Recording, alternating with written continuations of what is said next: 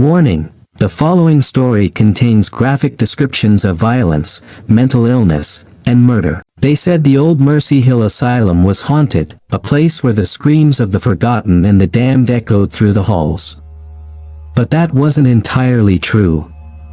Mercy Hill wasn't just haunted, it was cursed. When the state shut down Mercy Hill, they boarded up the windows, locked the doors, and left it to rot. But the patients didn't leave, not all of them. The most dangerous ones were kept hidden deep underground in the shadow ward, a place the doctors pretended didn't exist. For years, rumors spread of strange lights at night, of shadows moving behind the boarded windows. Then the disappearances began, teenagers from the nearby town, daring each other to enter the asylum, started vanishing without a trace. The police wrote them off as runaways, but the truth was far worse. Lena Carter, a local reporter with a nose for a story, couldn't resist the mystery. The latest to disappear was her younger brother, Josh, who had gone into the asylum on a dare and never came out. Armed with a flashlight and a camera, Lena ventured into Mercy Hill one stormy night, determined to find out what happened to him. As she stepped inside, the air grew thick with decay, and the darkness seemed to swallow her whole. The only sound was the drip of water echoing through the halls. The walls were lined with graffiti, desperate scrawls of those who had dared to enter before her. Messages of fear, of madness. Deeper inside, Lena found a trail of blood leading down a flight of stairs into the bowels of the asylum. The air grew colder, and the stench of rot was overpowering. She followed the trail to a locked door, the words, "Shadow Ward," etched into the rusted metal. Breaking the lock, she descended into the darkness. The lower levels were a maze of cells, each one filled with the skeletal remains of patients long forgotten. But as she moved deeper, Lena realized she wasn't alone. A shadow moved in the corner of her eye. She whipped around, but there was nothing there. The hairs on the back of her neck stood on end. And then she heard it, a faint, scratching sound, like nails on metal. Lena moved cautiously, her flashlight beam cutting through the darkness. The sound grew louder, more frantic, until she reached the end of the corridor. There, in a room splattered with blood, she found him, her brother, Josh. His eyes were wide with terror, his body broken and twisted, but he was still alive. Barely. Before she could react, the door slammed shut behind her. Lena spun around to see a figure standing in the shadows. He was tall, with a face hidden behind a grotesque mask made of stitched human skin. In his hand, he held a rusty scalpel, dripping with blood. The man moved with a silent grace, like a predator stalking his prey. Lena backed away, her heart pounding in her chest. She had heard the stories, but nothing could have prepared her for the reality. This was the Butcher of Mercy Hill, a psychopath who had once been a patient, twisted by the experiments of the asylum's cruel doctors. Now, he was their legacy, a monster with a thirst for blood. Lena knew she had to get out, but the Butcher blocked her only exit. She grabbed a rusty pipe from the floor and swung it at him, but he was too fast. He dodged her attack and slashed at her arm, the scalpel cutting deep. She screamed in pain, but she couldn't give up. Using all her strength, she shoved the Butcher into the wall and bolted for the door. The corridor was a blur as she ran, the Butcher's footsteps echoing behind her. Blood dripped from her wound, leaving a trail as she fled through the labyrinth of Mercy Hill. The walls seemed to close in around her, the air thick with the screams of the damned. Lena burst into the main hall, her vision blurring from blood loss. She could hear the Butcher closing in, his breath hot on her neck. Desperate, she spotted an old surgical light hanging from the ceiling, the cord dangling within reach. As the Butcher lunged at her, she grabbed the cord and yanked it with all her strength. The light crashed down, shattering on the floor and sending shards of glass flying. The Butcher screamed in rage, momentarily blinded by the sudden explosion of light. Lena didn't hesitate. She grabbed a shard of glass and drove it into the butcher's neck. Blood sprayed across the room as he collapsed, his body twitching in its death throes. Gasping for breath, Lena stumbled out of the asylum, her clothes soaked in blood. But as she reached the safety of the night, something caught her eye, something that made her blood run cold. There, in the distance, stood another figure, watching her.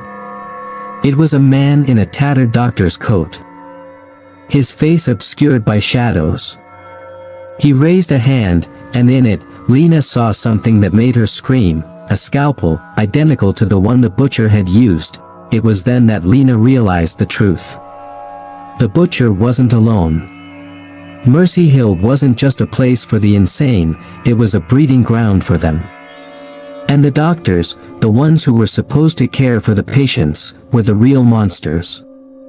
They had created the butcher, and they had created more like him. As Lena staggered away from the asylum, she knew one thing for sure: Mercy Hill's horrors were far from over. Days later, the police found Lena's car abandoned on the side of the road, her belongings scattered across the front seat. But there was no sign of Lena herself. The last thing she had filmed on her camera was a shaky shot of the asylum, with a message scrawled on the lens in blood: "They're still here." Mercy Hill Asylum had claimed another victim, and the butcher's legacy of terror would continue, forever. 6 months had passed since Lena Carter's disappearance, and the townsfolk of Willow Creek had done their best to forget. But some things refused to stay buried. The shadow of Mercy Hill still loomed over the town, and the butcher's legend had only grown. A new group of thrill-seekers, eager to prove their bravery, decided to explore the abandoned asylum. Among them was Mark, a tough-talking jock with a chip on his shoulder; Sarah, a quiet girl with a haunted past; Tom, the class clown who always masked his fear with jokes; and Jenny, the new girl in town who had a fascination with the macabre. They didn't believe the stories. They thought it was just another urban legend, a way for the older generation to keep them in line. But as they approached the rusted gates of Mercy Hill, a chill ran down their spines. The air was thick with the smell of decay, and the once grand asylum now stood as a decaying monument to madness. "Let's just get this over with," Mark muttered, pushing open the gates. The metal creaked ominously, echoing through the silent night.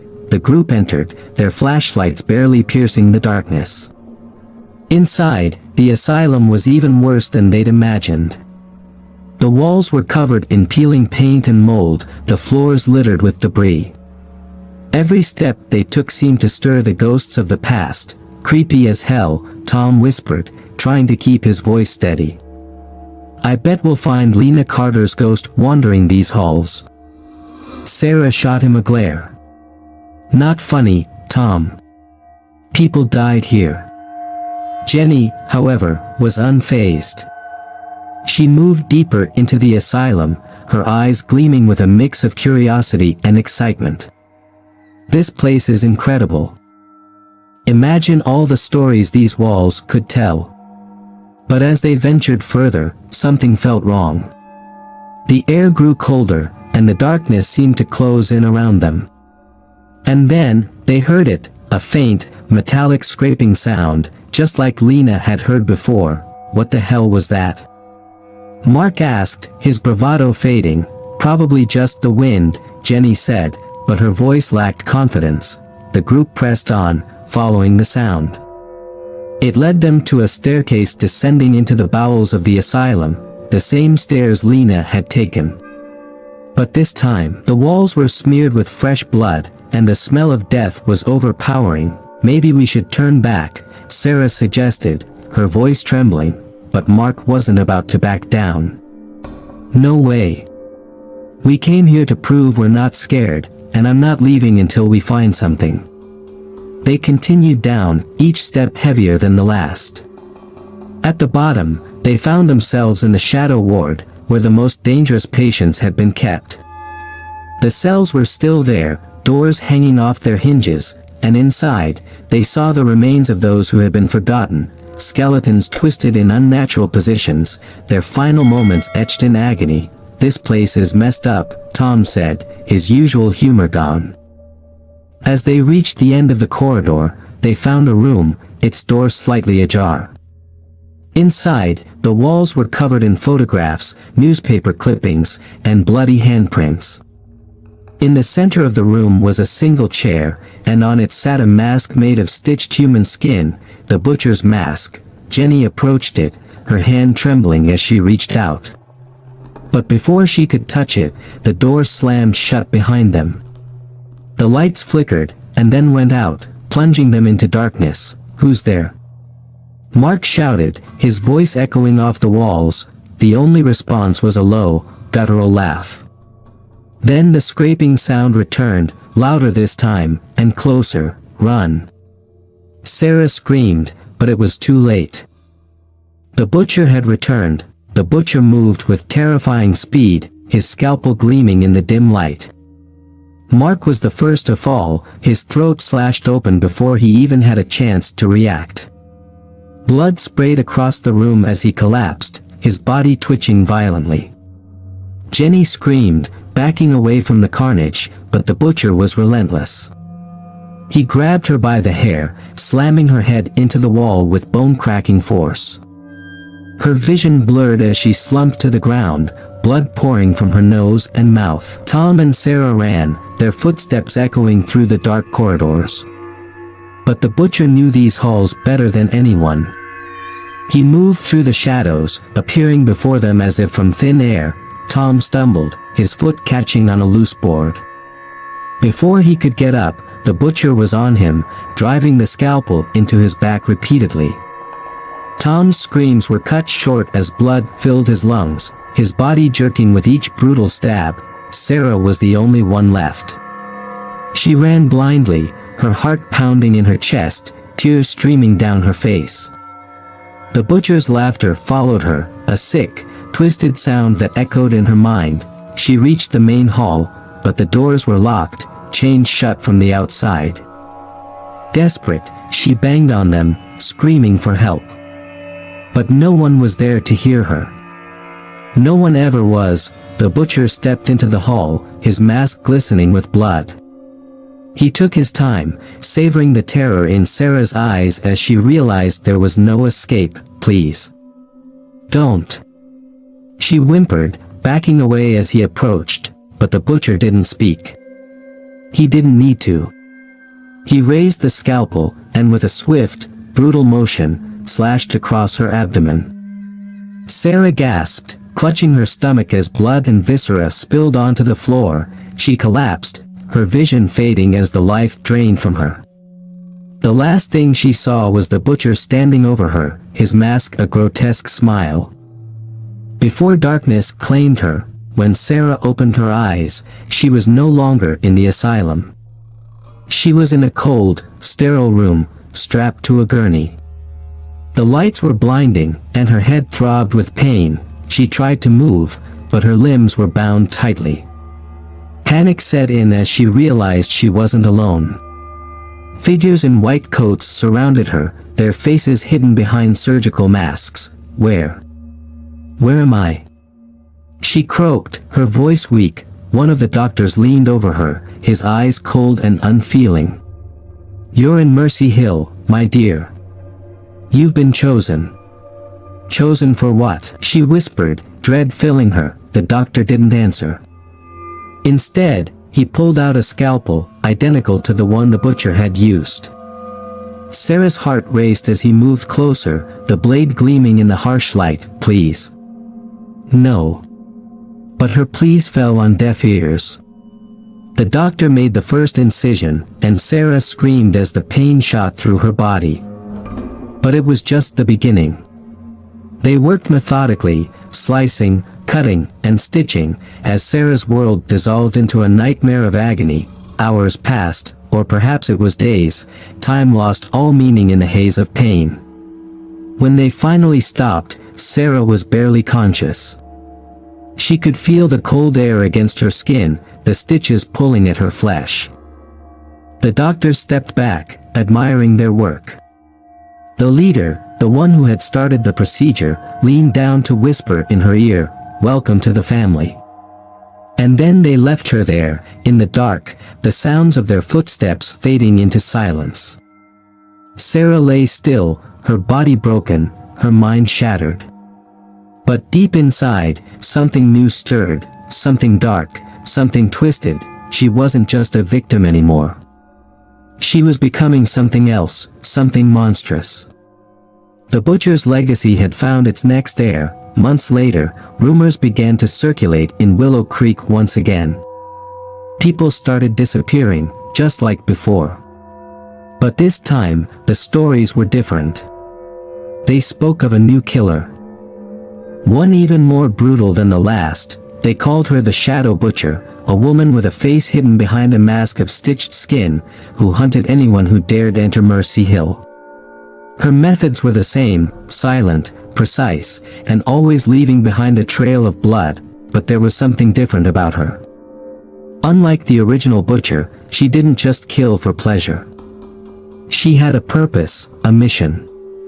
She was searching for something, or someone, and she wouldn't stop until she found them. The town lived in fear, but no one dared to go near the asylum. The new butcher was a ghost, a phantom in the night, and the only sign of her presence was the blood she left behind. But deep within the walls of Mercy Hill, the doctors watched with satisfaction.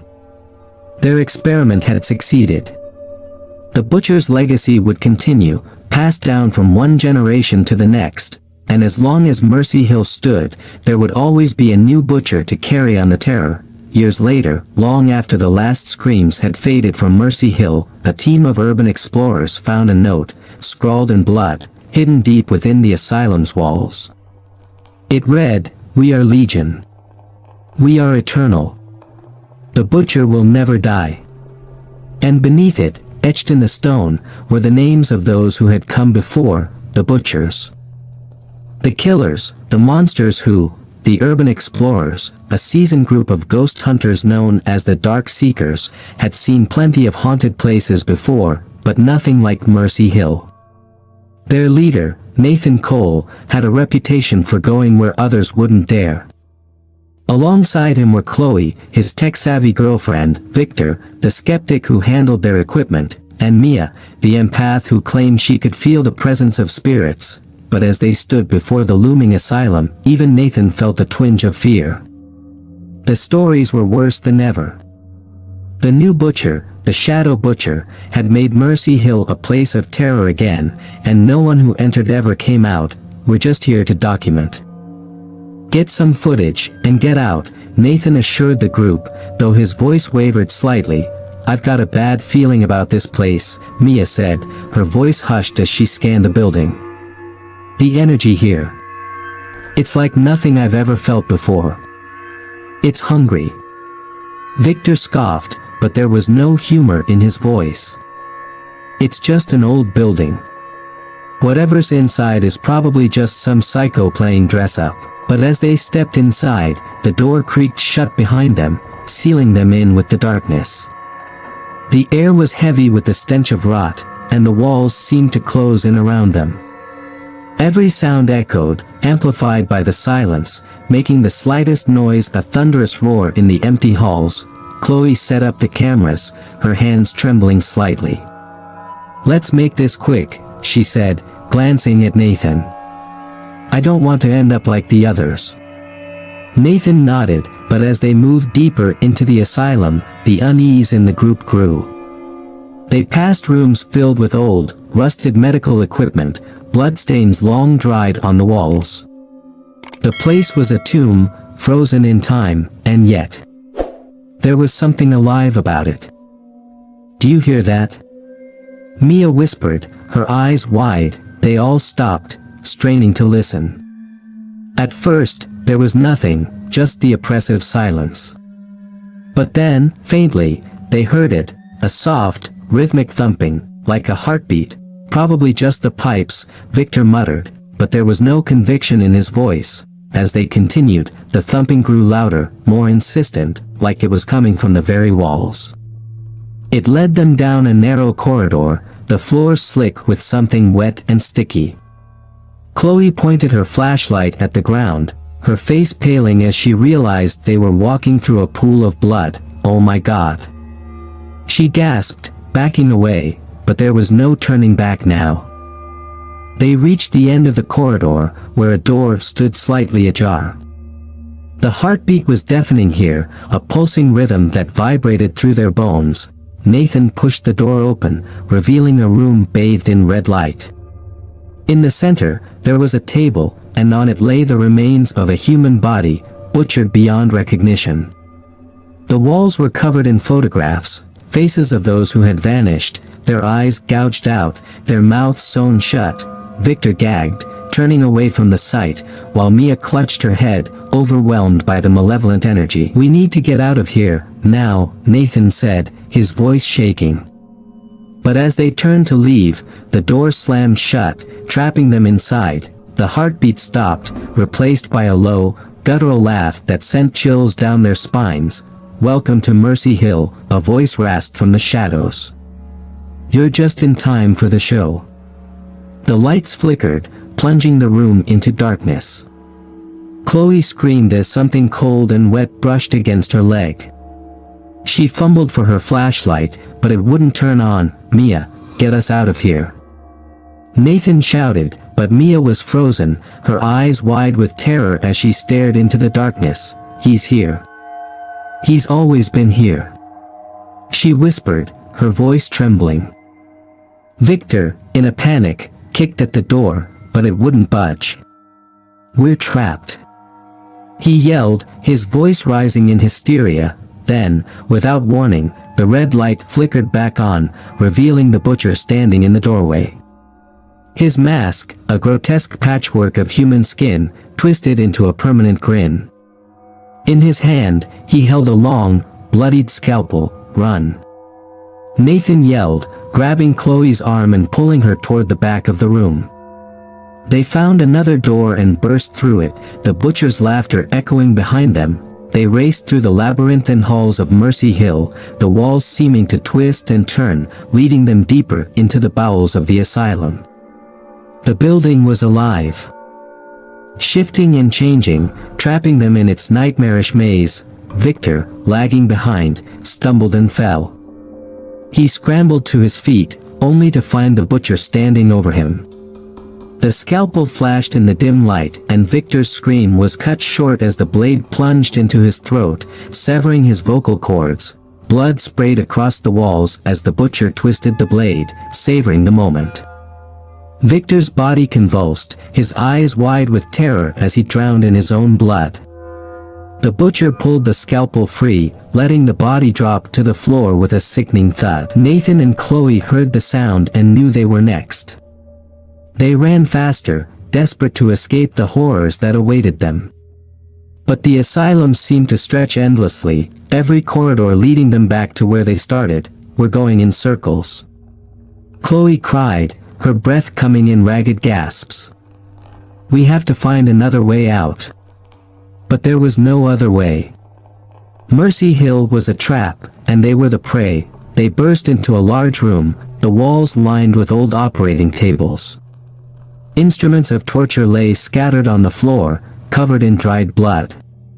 In the center of the room was a massive iron door, its surface covered in scratches as if something had tried to claw its way out. Chloe ran to it, pulling at the heavy bolts, but it wouldn't open. "Nathan, help me," she begged, tears streaming down her face, but Nathan wasn't listening. He was staring at something on the far wall, a large, faded photograph of a young girl, her face twisted in terror. He recognized her immediately, Lena Carter. He whispered. Beneath the photograph was a metal plaque, engraved with a single word, "Success." Chloe turned to him, confusion and fear in her eyes. "What is this place?" Nathan shook his head, his mind racing. I think this is where they made him. The butcher. He wasn't always a killer. They turned him into one. But before they could process what it meant, the butcher appeared in the doorway, his mask glistening with fresh blood. He moved toward them with deliberate slowness, savoring their fear. "Get behind me," Nathan yelled, grabbing a rusty scalpel from the floor. He knew it was a futile gesture, but he wasn't going to let the butcher take Chloe without a fight. The butcher tilted his head, as if amused by Nathan's defiance. He lunged forward, his scalpel slashing through the air. Nathan barely managed to block the strike, but the force knocked him to the ground. Chloe screamed as the butcher grabbed her, his grip like a vice. He lifted her effortlessly, slamming her onto one of the operating tables. The rusty metal dug into her back as he pinned her down, raising his scalpel to her throat. "No!" Nathan roared, throwing himself at the butcher. But the killer was too strong, too fast. He caught Nathan mid-leap, slamming him into the wall with bone-crushing force. Nathan crumpled to the floor, dazed and bleeding. He looked up to see the butcher standing over him, the scalpel poised for the kill. But before he could strike, the iron door creaked open with a deafening groan. The butcher froze, his head snapping toward the door. For the first time, Nathan saw hesitation in those cold, lifeless eyes, from the darkness beyond the door. A figure emerged, Sarah. But she was changed, her once innocent face now twisted into a grotesque mask of scars and stitches. She wore the same doctor's coat as the figures from Lena's nightmare, and in her hand, she held a scalpel identical to the butcher's. "Stop," she commanded, her voice cold and emotionless. The butcher hesitated, as if torn between his instincts and something else, something deeper. "Mother," he rasped, his voice barely a whisper. Sarah nodded, stepping closer. "It's time to come home." The butcher lowered his scalpel, his body trembling. For the first time, Nathan saw the truth. The butcher wasn't just a mindless killer. He was a creation, a twisted product of the horrors that had occurred within Mercy Hill's walls. And Sarah, the one who had been tortured and twisted herself, had become the very thing she once feared. Chloe took the opportunity to scramble off the table, her breath coming in frantic gasps. She backed away, her eyes darting between the butcher and Sarah, not understanding what was happening. "Why?" Nathan croaked, his voice barely a whisper as he struggled to stay conscious. Blood trickled down his face, blurring his vision, but he could still see Sarah standing before him, the scalpel gleaming in her hand. Sarah's expression was unreadable, her eyes cold and devoid of emotion. "Because this place is a monument to madness," she said softly, almost as if speaking to herself. Mercy Hill was meant to cure the sick, but it only created monsters. And now, it needs to be purged. The butcher stood motionless, his massive frame quivering with some inner conflict. His mask, once a symbol of terror, now seemed to falter, as if the weight of his past was crashing down on him. Nathan tried to rise, but his body refused to obey. He watched helplessly as Sarah approached the butcher, her hand outstretched. "You were the first, but you won't be the last," she whispered to him. "The bloodline must continue." Chloe, who had been inching toward the door, froze as Sarah's words sank in. "Bloodline? What are you talking about?" Sarah turned to Chloe, a twisted smile playing on her lips. "The butcher wasn't born, he was made. Just like I was. Just like you will be." Chloe's eyes widened in horror as she realized what Sarah meant. "No. No, you can't do this. I'm not like you." Sarah laughed, a sound devoid of warmth. "You don't have a choice. Mercy Hill chooses its own. And you've been chosen." The butcher's head snapped up, his eyes locking onto Chloe's. For a moment, there was something human in those eyes, something that recognized the terror and helplessness she felt. But then, just as quickly, it vanished, replaced by the cold, merciless gaze of a killer. Sarah stepped back, giving the butcher room to move. "Do it," she commanded.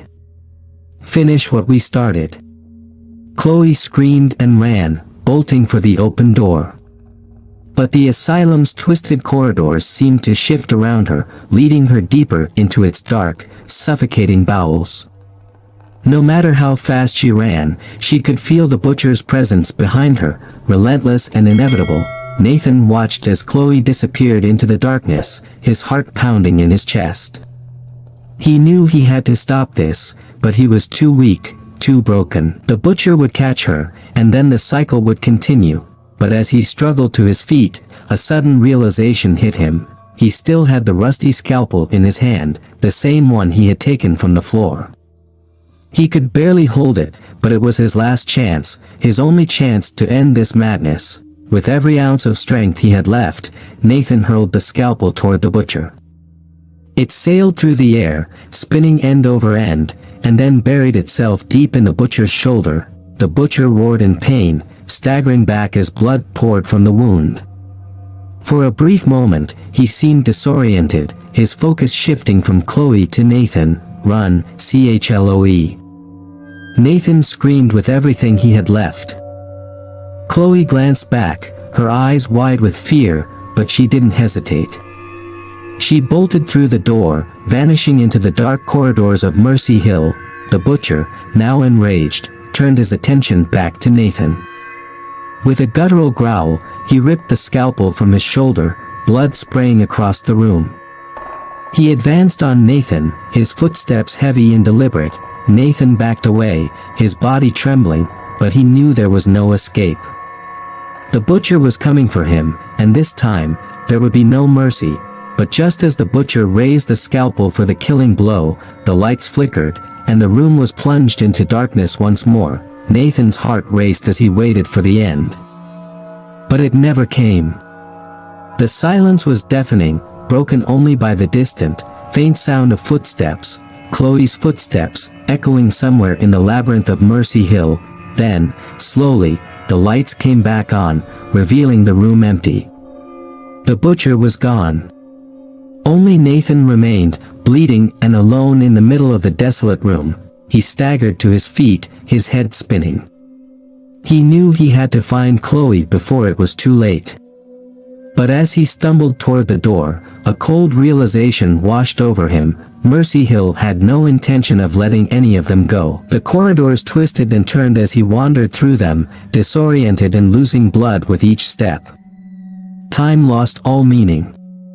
There was no way out, no escape from the endless maze of horrors that was Mercy Hill. Finally, Nathan found himself back in the shadow ward, the very heart of the asylum's darkness.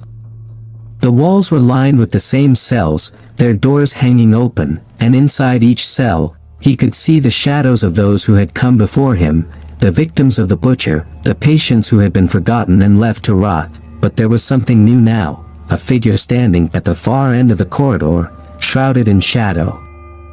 Nathan knew who it was even before he saw her face. "Chloe." He called out weakly, his voice echoing off the walls.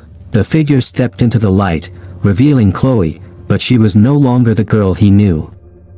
Her face was pale and hollow, her eyes empty of emotion.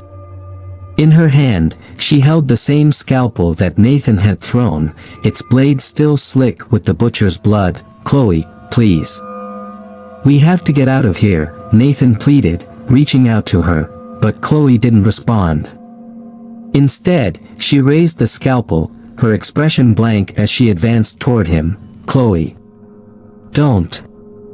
Nathan backed away, but there was nowhere left to run. He was trapped, just like all the others before him. As Chloe closed in, Nathan saw the truth in her eyes. Mercy Hill had claimed her. She wasn't Chloe anymore. She was something else, something twisted and monstrous. And then she was upon him. Years later, long after Nathan, Chloe, and the rest of the Dark Seekers had been forgotten, Mercy Hill still stood, its walls crumbling and overgrown with vines. But the legend of the butcher had not died.